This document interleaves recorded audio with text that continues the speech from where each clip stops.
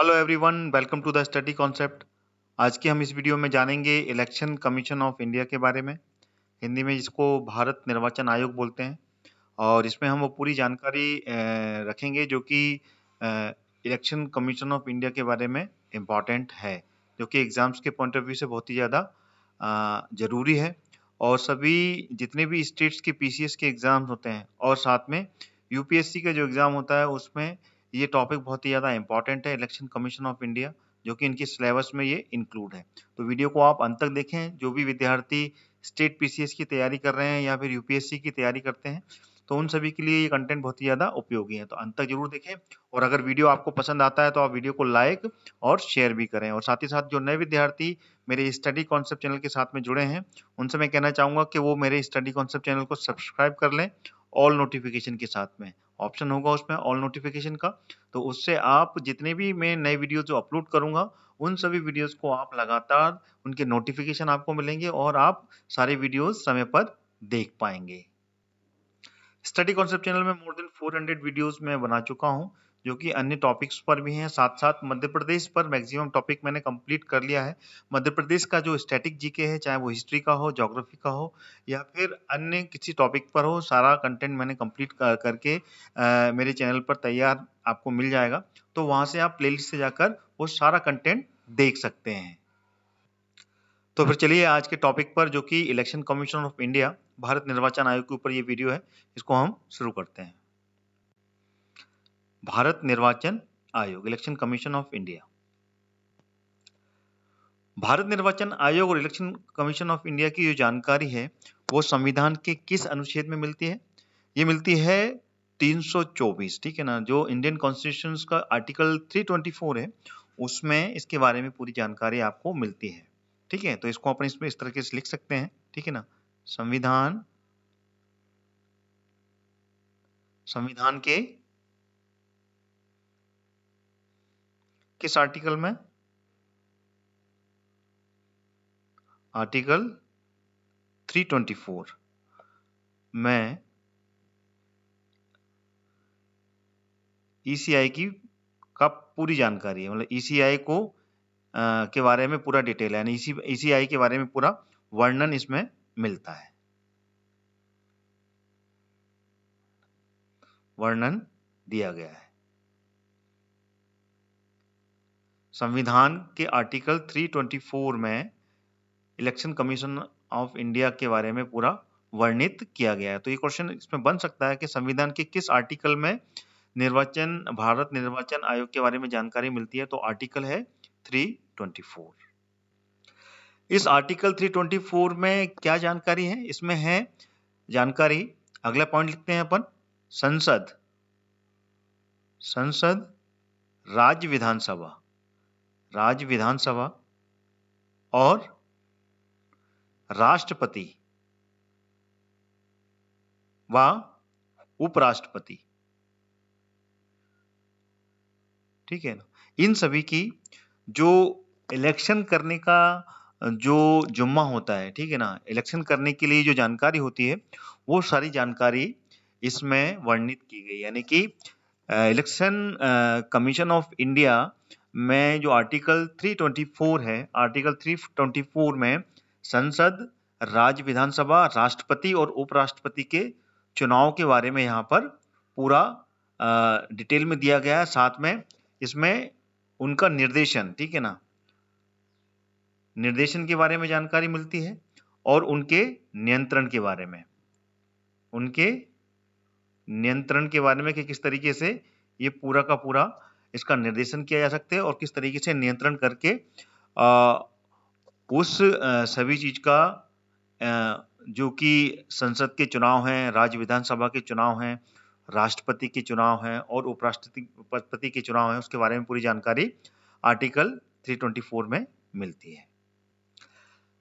Election of commission का जो power है वो पूरी की पूरी भारत में, ठीक है ना, पूरे भारत जो गणराज्य है, ठीक है ना, उसमें पूरी में एक समान है। यानी कि एक ये अखिल भारतीय संस्था है, ठीक है ना। ईसीआई एक क्या है? अखिल भारतीय, ठीक है, अखिल भारतीय संस्था है ये।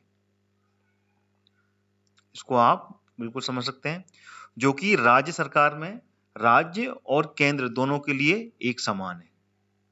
राज्य और केंद्र, ठीक है ना, दोनों के लिए एक समान है। ठीक है, इसको मैं इस तरीके से पॉइंट में आपको बता दिया। अगला पॉइंट है जो कि पंचायत के चुनाव और नगर पालिकाओं के चुनाव के लिए आईसी का क्या रोल है।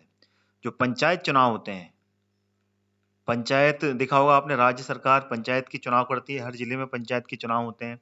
और किसके, नगर पालिका के चुनाव, जो नगर निकाय के चुनाव होते हैं, नगर निकाय बोलते हैं इसको, या फिर नगर पालिका बोलते हैं। नगर पालिका की जो चुनाव होते हैं, उन सभी चुनाव के लिए इलेक्शन कमीशन, जो इलेक्शन कमीशन ऑफ इंडिया है, आईसीआई, ठीक है ना, ये इनके लिए अलग से व्यवस्था की गई है। किस आर्टिकल में, आर्टिकल का एक भाग है, कौन सा, 243 गया, ठीक है ना, ये अनुच्छेद है। इस अनुच्छेद में पूरा का पूरा डिटेल में दिया गया है, ठीक है ना, पंचायत, नगर निकाय और नगर पालिका के चुनाव के बारे में इसमें आईसी ने पूरे अलग से, ECI, election commission of India ने इसमें पूरी व्यवस्था की है। तो ये जितने भी मैं आपको पॉइंट बता रहा हूं, इनको आपको ऐसे ही याद करना है, ठीक है ना। पंचायत, नगर निकाय और नगर पालिका के लिए आईसीई ने आर्टिकल 243 गया में अलग से व्यवस्था की है, यानी कि, और वो भी राज्यों में, ठीक है, राज्यों में अलग से व्यवस्था की है। ये तो केंद्र के लिए हो गया। केंद्र में जो राष्ट्रपति, उपराष्ट्रपति, केंद्र और राज्य विधानसभा और संसद, जो केंद्र सरकार, केंद्र में जो इलेक्शन होते हैं, उन सभी में आईसी के लिए इसकी पूरी की पूरी वर्णन आर्टिकल 324 में, यहाँ पर आर्टिकल 324 में दिया गया है। लेकिन राज्य में जो पंचायत और नगर निगम और नगर पालिका के जो इलेक्शन होते हैं, उसके लिए जो डिटेल में कॉन्स्टिट्यूशन में दिया गया है, वो है अनुच्छेद 243 गया में इसके बारे में पूरी जानकारी दी गई है। अब अगला पॉइंट देखते हैं, भारत निर्वाचन आयोग की संरचना के बारे में देखते हैं, नियुक्ति और निष्कासन, ठीक है ना, यानी कि भारत आईईसी जो है, election commission of India, ICI, ECI sorry, election commission of India में की जो संरचना है वो किस तरीके से है, उसमें नियुक्ति किस आधार पर की जाती है, और हटाया, निष्कासन या फिर हटाया कैसे जाता है, इसके बारे में पूरी जानकारी अब लेते हैं। पहला पॉइंट यह है कि आर्टिकल जो, क्योंकि इलेक्शन कमीशन ऑफ इंडिया, ये आर्टिकल 324 के बारे में मैंने आपको बता दिया, ठीक है ना, 324 में इसके बारे में पूरी जानकारी मिलती है।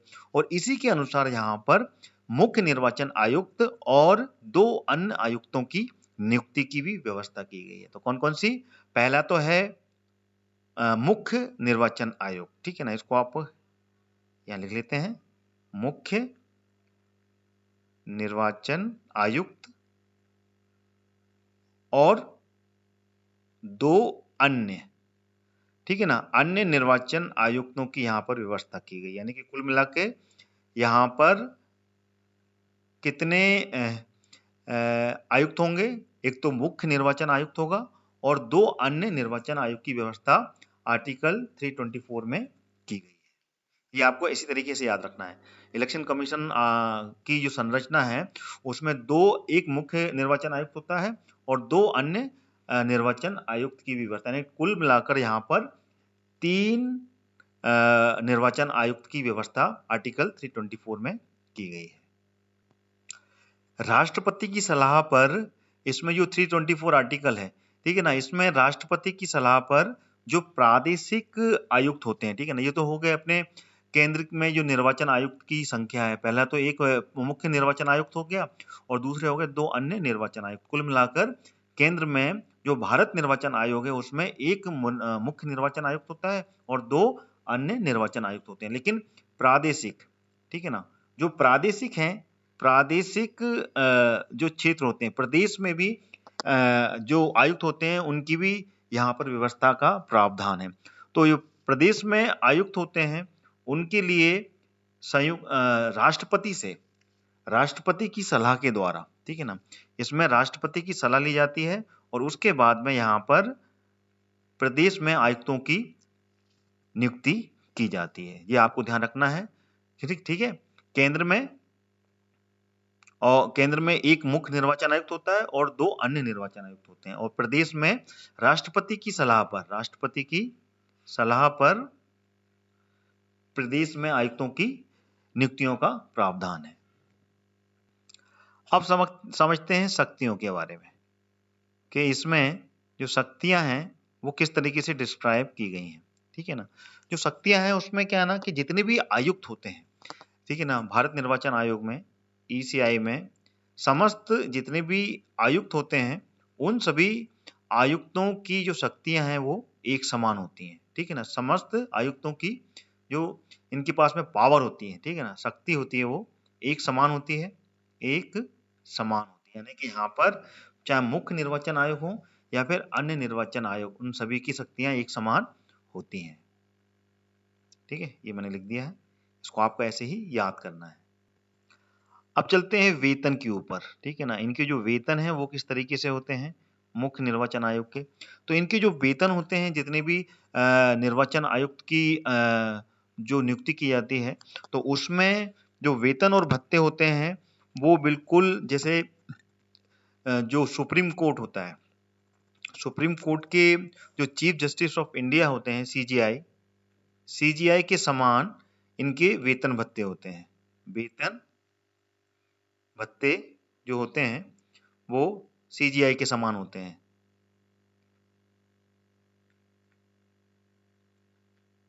सीजीआई की वेतन भत्तों के समान इनके सभी वेतन भत्ते होते हैं, यानी कि इनकी जो वेतन होते हैं वो सुप्रीम कोर्ट के जो मुख्य न्यायाधीश हैं उनके समान इनके भी वेतन और भत्ते का प्रावधान इसमें किया गया है।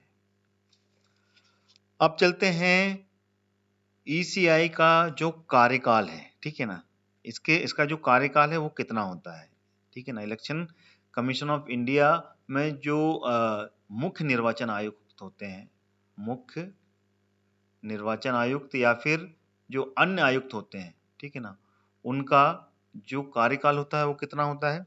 तो इसमें जो कार्यकाल होता है अधिक से अधिक, इसमें जो कार्यकाल होता है वो 6 वर्ष का होता है। कितना? 6 वर्ष या फिर 65 वर्ष, ठीक है ना, या फिर 65 वर्ष का कार्यकाल होता है। 65 वर्ष की आयु तक का कार्यकाल होता है। कोई सी भी एक इसमें से अवस्था पहले जो हो जाती है उसके बाद में वो जो आयुक्त हैं वो वहां उस पद पर नहीं रहता है। या फिर 6 वर्ष पूरे हो जाए या फिर 65 वर्ष की आयु पूरी हो जाती है, तब तक इनका ये कार्यकाल होता है। ये आपको ध्यान रखना है, ठीक है ना। अधिक से अधिक 6 वर्ष या फिर अधिक से अधिक 65 वर्ष तक की आयु तक का इनका ये कार्यकाल होता है। ये क्लियर हो गया ना? चलिए आगे बढ़ते हैं। अब समझते हैं निर्वाचन आयोग के जो कार्य होते हैं, ठीक है ना। इनके जो कार्य होते हैं वो कौन कौन से होते हैं ये देख लेते हैं, ठीक है ना। तो सबसे पहला कार्य होता है मुख्य निर्वाचन आयुक्त का, जो कि भारत निर्वाचन आयोग के द्वारा जो आयुक्त नियुक्त किए जाते हैं, उनके जो कार्य होते हैं वो होते हैं आम चुनाव और उपचुनाव के जो कार्यक्रम है उनके लिए समय और सामग्री को निर्धारित करना, ठीक है ना। इसको यहाँ पर मैं एक के बाद में एक आपके सामने पॉइंट आउट करूंगा, ठीक है। तो सबसे पहला काम होता है आम चुनाव के लिए आम चुनाव या फिर उपचुनाव, क्योंकि बीच में उपचुनाव भी होते हैं कई जगह पर।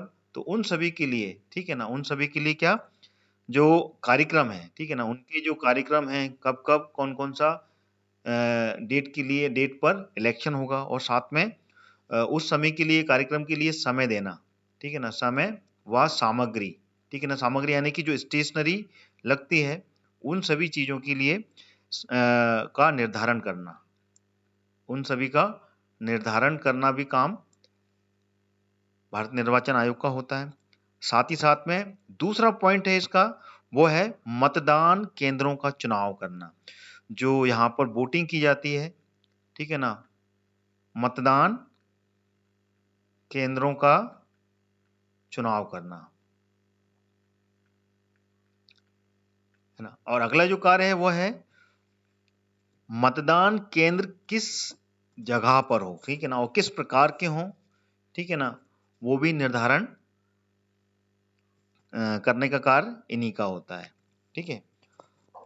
और उसके बाद में मतदान होने के बाद में जब मतगणना की जाती है, मतगणना मतगणना जब की जाती है तो उसका भी जो स्थान है, मतगणना की जो स्थिति है वो कैसी है, ठीक है ना, और वो किस प्रकार से वहां पर पूरी व्यवस्था की गई है, उस व्यवस्था को भी पूरा अवस्थित करना का कार्य भी भारत निर्वाचन आयोग का होता है, ठीक है। तो ये तो हो गए कार्य इसके क्या, आम चुनाव और उपचुनाव के कार्यक्रम की समय व सामग्री निर्धारित करना, दूसरा है मतदान केंद्रों का चुनाव करना, तीसरा है मतगणना की जो अवस्थिति है, जो किस तरीके की स्थिति में हो रहा है वहां पे मतगणना, और कहाँ पर ये पूरी व्यवस्था की गई है, वो व्यवस्था का भी कार्य भारत निर्वाचन आयोग का होता है। अब अगला देखते हैं, इलेक्शन कमीशन ऑफ इंडिया को कैसे निष्कासित किया जा सकता है, निष्कासन, ठीक है ना, निष्कासन या फिर हटाया जा सकता है, ठीक है ना, इसके बारे में जान लेते हैं। तो इलेक्शन कमीशन ऑफ इंडिया में जो मुख्य निर्वाचन आयुक्त हैं या फिर अन्य आयुक्तों को हटाने का जो प्रावधान है वो राष्ट्रपति के द्वारा होता है, ठीक है ना। इसमें नियुक्ति कौन करता है, नियुक्ति करता है राष्ट्रपति, ठीक है ना, राष्ट्रपति ही नियुक्ति करता है, और हटाना, ठीक है ना, हटाने का जो कार्य होता है वो भी राष्ट्रपति ही करता है, ठीक है ना। यानी कि इसको राष्ट्रपति द्वारा ही इसकी नियुक्ति की जाती है, ठीक है ना, chief election commission of India की, और साथ ही साथ में इनको हटाने का कार्य भी राष्ट्रपति के हाथ में होता है, यानी कि नियुक्ति और हटाने का कार्य राष्ट्रपति के हाथ में होता है। लेकिन उसमें भी पूरा का पूरा प्रावधान होता है कि पद से कैसे हटाया जाए, पद से हटाने के लिए उनको उनकी अक्षमता, ठीक है ना, हटाने के लिए क्या वो सक्षम है कि नहीं है, ठीक है ना, अक्षमता, ठीक है ना, इसको मैं यहाँ पर लिख देता हूं, ठीक है ना, अलग कलर से हाईलाइट करूंगा। अक्षमता के आधार पर,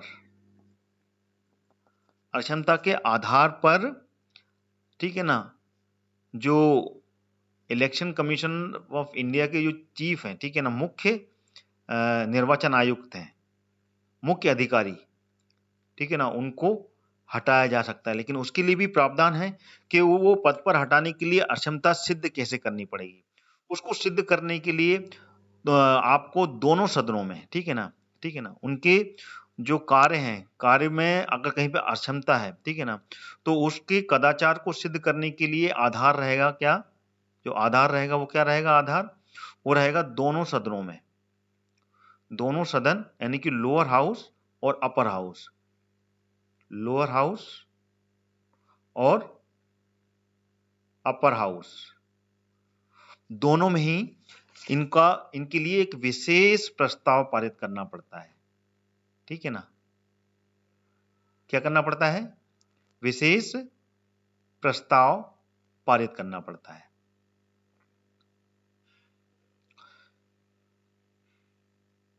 विशेष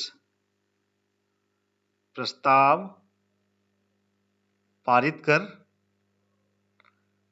प्रस्ताव पारित करना, और पारित करने के बाद में यहां पर वोटिंग की जाती है, ठीक है ना। वोटिंग करने के आधार पर अगर इसमें प्रस्ताव पारित हो जाता है देन उसके बाद में राष्ट्रपति इनको हटा सकता है, ठीक है ना।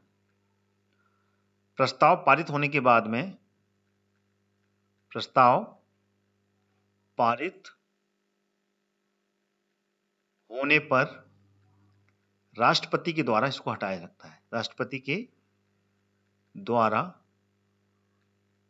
हटाया जा सकता है, ठीक है, इतना क्लियर हो गया। जब प्रस्ताव पारित हो जाता है दोनों सदनों में, लोअर हाउस और अपर हाउस में, केंद्र के, देन उसके बाद में एक विशेष अधिकार के द्वारा बहुमत का प्रस्ताव पारित किया जाता है, देन उसके बाद में राष्ट्रपति इसको हटाया जा सकता है, राष्ट्रपति इसको मुख्य निर्वाचन आयुक्त और आयुक्तों को हटा सकता है। अगला जो पॉइंट है वो जरूर आपको ध्यान रखना है, अगला पॉइंट है इसमें मुख्य निर्वाचन जो आयुक्त होते हैं, ठीक है ना, उनकी सिफारिश के आधार पर ही जो अन्य निर्वाचन आयुक्त हैं, ठीक है ना, जो मुख्य यानी कि CIC, ठीक है ना, chief election commission of India की सिफारिश से ही जो अन्य आयुक्त हैं, ठीक है ना, अन्य निर्वाचन आयुक्त जो होते हैं, ठीक है ना, अगर वो सिफारिश नहीं करते हैं तो अन्य निर्वाचन आयुक्तों को आप नहीं हटा सकते। अगर उन्होंने सिफारिश की है, ठीक है ना, देन उसके बाद में ही आप अन्य निर्वाचन आयुक्त को हटा सकते हैं। इसमें अन्य निर्वाचन आयुक्त भी हैं और साथ में जो क्षेत्रीय, ठीक है ना, और कौन से क्षेत्रीय निर्वाचन आयुक्त जो होते हैं उनको हटाया जा सकता है। यानी कि इसमें chief election commission of India की सिफारिश से अन्य निर्वाचन आयुक्तों को और क्षेत्रीय निर्वाचन आयुक्तों को हटाया जा सकता है, मगर इसमें chief election commission of India की सिफारिश बहुत जरूरी है। ठीक है, इतना समझ में आ गया। चलिए आगे बढ़ते हैं।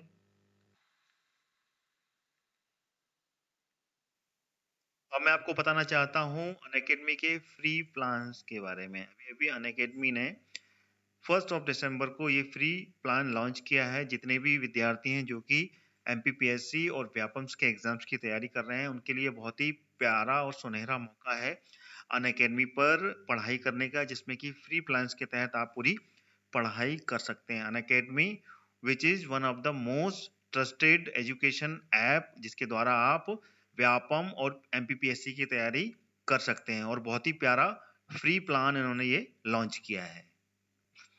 इस फ्री प्लान्स में क्या क्या बेनिफिट्स हैं वो मैं आपको बताना चाहता हूं। सबसे पहले तो 500 plus free live classes per week. हर वीक आपको 500 से अधिक फ्री लाइव क्लास इसमें मिलेगी with live doubt clearing session. इसमें कि आपको लाइव जितने भी डाउट्स होंगे आपके वो आपको यहाँ पर क्लियर होंगे, ठीक है ना। And notes by the MP top educator, ठीक है ना। मध्य प्रदेश के जो टॉप एजुकेटर्स हैं अनअकैडमी से जुड़े हुए, वो आपको सारे नोट्स प्रोवाइड कराएंगे। साथ ही साथ आपको daily and weekly free live mock test followed by the paper analysis session, ठीक है। आपको डेली और वीकली जो लाइव मॉक टेस्ट हैं वो भी आपको प्रोवाइड कराएगा अनअकैडमी, जो कि टॉप एजुकेटर्स द्वारा इसके पूरे पेपर का एनालिसिस भी होगा, ठीक है ना। Covering 4 different type of exam. इसमें मध्य प्रदेश व्यापम के द्वारा और MPPSC के जो एग्जाम्स होते हैं उन सभी एग्जाम्स को यहाँ पर कवर कर रहे हैं। कौन कौन से? MPPSC prelims, MP police constable, MP SI, MP jail प्रहरी, ये सारे एग्जाम्स यहाँ पर आपके कवर हो रहे हैं, ठीक है।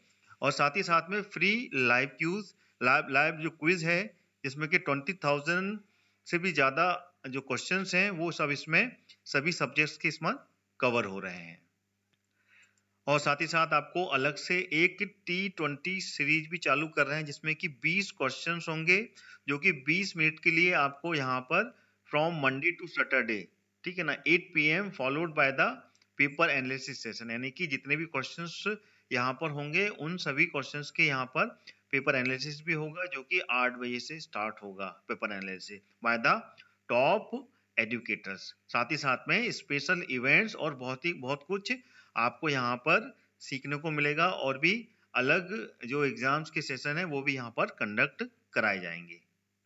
आपको फ्री लाइव क्लासेस ज्वाइन करने के लिए करना क्या होगा? सबसे पहले तो आपको डाउनलोड करना पड़ेगा अनअकैडमी लर्नर ऐप, ठीक है ना। एंड्रॉयड जो मोबाइल है आपके पास में, वहां पर प्ले स्टोर से सबसे पहले फ्री लर्नर ऐप डाउनलोड करना पड़ेगा, और फिर उसमें आपको सिलेक्ट करना पड़ेगा MPPSC या फिर व्यापम। MPPSC व्यापम उसमें सिलेक्ट करना पड़ेगा। जब वो इंस्टॉल हो जाता है देन उसके बाद में आपको जो भी लर्नर है जो फ्री क्लासेस ज्वाइन करना चाहता है, फ्री नोट्स लेना चाहता है, तो सबसे पहले आपको हरदयाल कुशवाहा ये रेफरल कोड आपको डालना पड़ेगा, तभी आप जितने भी फ्री प्रोडक्ट्स हैं वो आप एक्सेस कर पाएंगे। कुछ इस तरीके से मोबाइल पर फॉर्मेट आएगा यहाँ पे कि आपको फ्री जो एक्सेस का रेफरल कोड है हरदयाल कुशवाहा, ये आपको डालना पड़ेगा। अच्छा, इसमें जो स्पेलिंग है, इसमें बिल्कुल मिस्टेक नहीं होनी चाहिए। HARDYAL KUSHWAHA जिस तरीके की स्पेलिंग दी हुई है वो पूरा फॉर्मेट आपको यहाँ पर टाइप करना पड़ेगा। Then you will unlock that free product. जैसे ही आप एंटर करेंगे you will access all the free product. After entering that code, जो रेफरल कोड है वो आप जैसे ही कोड एंटर करेंगे आपको सारे फ्री जो प्रोडक्ट हैं उसके लिए एक्सेस मिल जाएगा। साथ ही साथ आप अनअकैडमी का सब्सक्रिप्शन भी ले सकते हैं अगर आपको उसको लेना है पूरी तरीके से, क्योंकि जो सब्सक्रिप्शन प्लान है प्लस वाला अनअकैडमी का, उसमें और एक्स्ट्रा फीचर्स आपको मिलेंगे, ठीक है ना। तो उसके लिए आपको अलग अलग यहाँ पर कोर्सेस हैं, 1 महीने का भी है, 3 महीने का भी है, प्लस 6 मंथ का भी है, 12 मंथ का भी है और 24 मंथ का भी है, ठीक है। तो यहाँ पर जो प्लान है उस प्लान में आपके ऑफ भी हैं यहाँ पर, ठीक है ना। जैसे कि 10% ऑफ भी है यहाँ पर, 17% ऑफ, 25% ऑफ, ठीक है ना। और आगे चलें तो आपको 54% ऑफ और 67% ऑफ 24 मंथ्स के लिए आपको मिल रहा है। तो यहाँ पे भी आपको अगर वो रेफरल कोड आप डालेंगे जो कि स्टार्टिंग में मैंने बताया Hardayal Kushwaha, then you will get 10% discount off the admission fees. यहाँ पे भी आपको 10% का डिस्काउंट मिलेगा, ठीक है। तो आप सब्सक्रिप्शन में भी 10% का डिस्काउंट यहाँ पर पा सकते हैं। तो ये है one of the most very good features in Unacademy for the free live classes even in the plus subscription also, ठीक है ना। इसमें भी आपको पूरा का पूरा 10% का डिस्काउंट मिलेगा। साथ ही साथ में आपको जो फ्री लाइव क्लासेस हैं वो भी आप ले सकते हैं। तो ये पूरी की पूरा डिटेल मैंने आपको बताया, इसका आप भरपूर उपयोग कीजिए और मध्य प्रदेश की एमपीपीएससी और व्यापम के जितने भी एग्जाम हैं उन सभी को आप यहाँ से क्रैक कर सकते हैं। तो लेट्स क्रैक इट। चलिए अब आगे देखते हैं निर्वाचन आयोग की कमियों के बारे में। निर्वाचन आयोग में कमी कौन कौन सी हैं उसके बारे में भी इसमें जानना बहुत जरूरी है, क्योंकि हर संस्था में कुछ ना कुछ कमी जरूर होती है जिसको कि जानना बहुत जरूरी है, एग्जाम में ये पूछा जा सकता है। तो सबसे पहली कमी है संविधान में जो इलेक्शन कमीशन ऑफ इंडिया की जो सदस्य होते हैं, ठीक है ना, जितने भी सदस्य होते हैं, ठीक है ना, उनकी कोई यहाँ पर योग्यता यानी कि एलिजिबिलिटी निर्धारित नहीं की गई है, ठीक है ना। तो इसको हम लिख सकते हैं आईसीई के जितने भी सदस्य हैं, सदस्यों की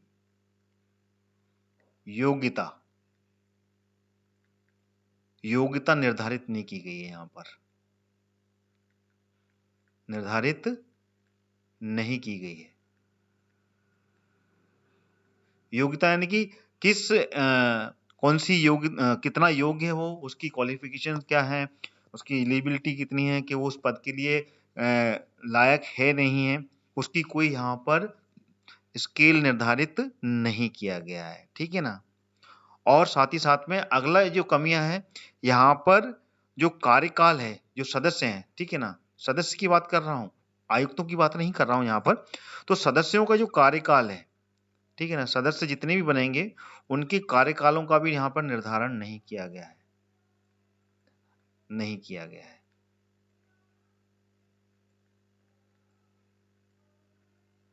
किसका? सदस्यों का। यहां लिख देता हूं मैं, सदस्यों का। सदस्यों का जो कार्यकाल है वो भी निर्धारित इसमें नहीं किया गया है। और साथ ही साथ में इसमें अगला जो कमियां हैं वो है सेवा। अगर कोई भी सदस्य इस पद से, अपने पद से सेवानिवृत्त यानी कि रिटायर भी हो जाता है, सेवा निवृत्ति हो जाती है, उसकी सेवा पूरी खत्म हो जाती है, देन उसके बाद में, ठीक है ना, उसके बाद में सरकार ने यहाँ पर सरकार के द्वारा अगर कोई भी पद इनको दिया जाता है, ठीक है ना, सरकार अगर ये रिटायर्ड हो जाते हैं जितने भी सदस्य, देन उसके बाद में इनको सरकार कोई ऐसा पद देती है तो उस पद से भी इनको वंचित नहीं किया जा सकता। यानी कि अगर सरकार इनको कोई दूसरे पद पर ही बिठाना चाहती है तो वो बैठ सकते हैं। तो ये इसकी एक कमियां है। तो सरकार के द्वारा जो भी पद दिया जाएगा बाद में, दिए गए पद को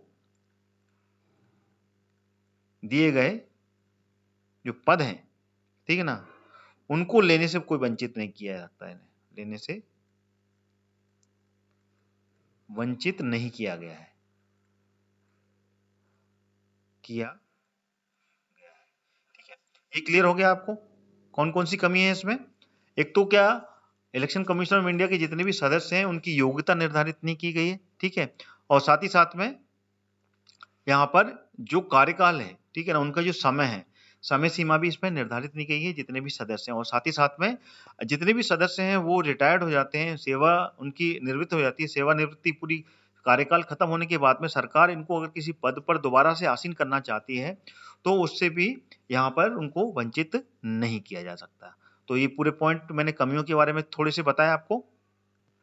आइए अब देख लेते हैं भारत निर्वाचन आयोग की शक्तियां और कार्य, यानी कि उनके पास में पावर कौन कौन से हैं और किस तरीके से वो कार्य करती है। तो जो इलेक्शन कमीशन ऑफ इंडिया है, ठीक है ना, इसकी जो शक्ति और कार्य है वो 3 प्रकार से हैं। कितने? 3 प्रकार के हैं इनके, 3 प्रकार के हैं, ठीक है। कौन कौन से हैं 3 प्रकार के? पहला जो है वो है प्रशासनिक, एडमिनिस्ट्रेटिव, ठीक है ना, हिंदी में लिख रहा हूं मैं यहाँ पर, इंग्लिश में आपको बोल रहा हूं, प्रशासनिक, ठीक है,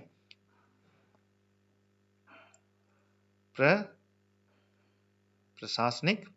दूसरा जो है वो है सलाहकारी,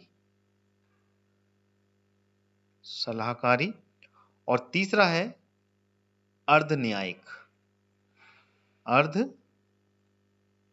न्यायिक, ठीक है। तो ये कौन कौन से हो गए?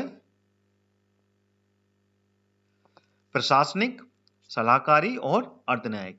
तो ये इनकी कार्य करने की प्रकृति है, ठीक है ना। तो इनकी इलेक्शन ऑफ कमीशन की शक्तियां और कार्य 3 प्रकार से विभाजित की गई हैं, प्रशासनिक, सलाहकारी और अर्ध न्यायिक। आइए पहला वाला ले लेते हैं, प्रशासनिक। प्रशासनिक में इनके पास में कौन कौन सी शक्तियां हैं और किस तरीके से ये प्रशासनिक कार्यों को करते हैं उसके बारे में मैं इसमें जानकारी आपको देता हूं। सबसे पहले तो इसमें प्रशासनिक में जो संसद है, ठीक है ना, संसद की परिसीमन का जो आयोग है, तो आयोग के द्वारा जो अधिनियम बनाया गया है, ठीक है ना, अधिनियम में क्या 324 का जो संविधान में आर्टिकल में दिया गया है उसके आधार पर संसद के परिसीमन आयोग अधिनियम के तहत संपूर्ण देश, जो पूरा का पूरा गणराज्य है, भारत गणराज्य, ठीक है ना, उसकी जो निर्वाचन क्षेत्र है, उनके निर्वाचन क्षेत्र में कौन कौन से आ जाते हैं? पूरा देश आ जाता है और साथ में प्रादेशिक क्षेत्र भी आ जाते हैं, ठीक है ना, पूरा का पूरा भारत आ जाता है, ठीक है, पूरा का पूरा भारतवर्ष के जितने भी प्रादेशिक क्षेत्र हैं, ठीक है ना, भारत की केंद्र, ठीक है ना, केंद्र के चुनाव और साथ में प्रादेशिक क्षेत्र, जो प्रादेशिक क्षेत्र हैं, ठीक है ना, उन सभी में क्षेत्रवाइज निर्धारण करना, ठीक है ना, इन सभी के क्षेत्रों का निर्धारण करना, क्षेत्रों का निर्धारण करना, ठीक है, इन सभी के क्षेत्रों का निर्धारण करना होता है, ठीक है ना, और साथ ही साथ में अगला जो कार्य इनका होता है वो कौन सा होता है? वो होता है मतदाताओं की सूची तैयार करना, जो मतदाता है, ठीक है ना, मतदाता की सूची तैयार करना, साथ में संशोधन करना, उसमें अगर कुछ संशोधन आ गया है, ठीक है ना, किसी मतदाता की कुछ नाम गलत है या फिर डेट ऑफ बर्थ गलत है या एड्रेस गलत है, तो उन सभी को संशोधित करना और साथ में नए नाम, ठीक है ना, नए नाम भी सूची में शामिल करना, ठीक है ना, नए नामों को ऐड करना, ये पूरे कार्य प्रशासनिक उसमें आते हैं, ठीक है ना, प्रशासनिक क्षेत्र में आते हैं ये। अगला जो कार्य है वो है राजनीतिक दलों को मान्यता देना। जितने भी राजनीतिक दल हैं, जो पार्टियां हैं जो कि इलेक्शन में फाइट करना चाहती हैं, ठीक है ना, लोकतांत्रिक तरीके से सरकार में अपना हिस्सा बनना चाहती हैं, तो उन सभी राजनीतिक पार्टियों और दलों को मान्यता देना। जितने भी राजनीतिक दल हैं, राजनीतिक दलों को मान्यता देना, ये भी प्रशासनिक कार्य है इनका, ठीक है ना, और साथ ही साथ में राजनीतिक दलों को मान्यता तो दे दी, मान्यता देने के बाद में फिर इनको चुनाव चिन्ह आवंटित कराना, ठीक है ना। इनके जो इलेक्शन की जो सिंबल होते हैं जिसपे कि ये जितनी भी भारत की पब्लिक है वो इनको वोट कैसे डालेगी, तो वो चुनाव चिन्ह का जो आवंटन है, आवंटन का कार्य भी इन्हीं के द्वारा होता है, ठीक है ना। प्रशासनिक क्षेत्र में ये आता है, ठीक है ना। अगला ये है कि चुनाव के दौरान में अगर कोई भी जो दल है या फिर कोई भी उम्मीदवार जो है, ठीक है ना, वो प्रशासनिक क्षेत्र में ही आता है। कोई भी उम्मीदवार अगर नियमों का पालन नहीं करता है, ठीक है ना, नियमों पे पालन नहीं करता है तो उस पर भी कठोर कार्रवाई करना ये भी प्रशासनिक क्षेत्र में आता है, ठीक है ना। तो चुनाव के दौरान दलों और उम्मीदवारों को आदर्श आचार संहिता के बारे में जानकारी देना, ठीक है ना। आदर्श आचार संहिता, क्योंकि इलेक्शन जब होता है तो आचार संहिता लगती है, ठीक है ना। तो आदर्श आचार संहिता का निर्धारण करना, ठीक है। आदर्श आचार संहिता का भी निर्धारण करना ये प्रशासनिक क्षेत्रों में आता है, ठीक है ना। अगला जो कार्य है वो कौन सा कार्य है प्रशासनिक में, वो है चुनाव में अगर कोई अनियमितता होती है, ठीक है ना।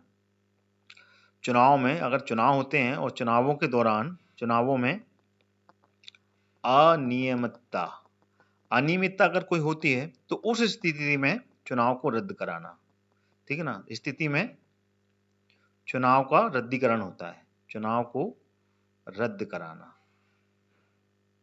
ठीक है ना। ये कार्य भी प्रशासनिक क्षेत्र में आता है, ठीक है। तो ये पूरे पॉइंट क्लियर हो गए, फिर से रिपीट करते हैं, ठीक है, एक बार और।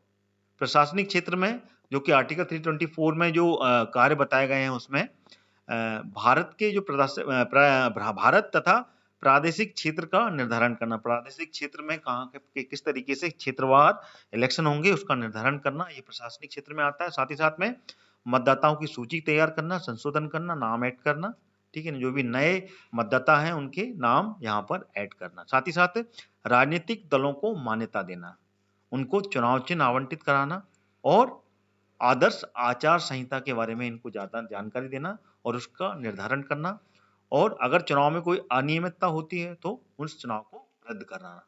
तो ये सब प्रशासनिक क्षेत्र की कार्यों में आते हैं, ठीक है, इलेक्शन कमीशन में।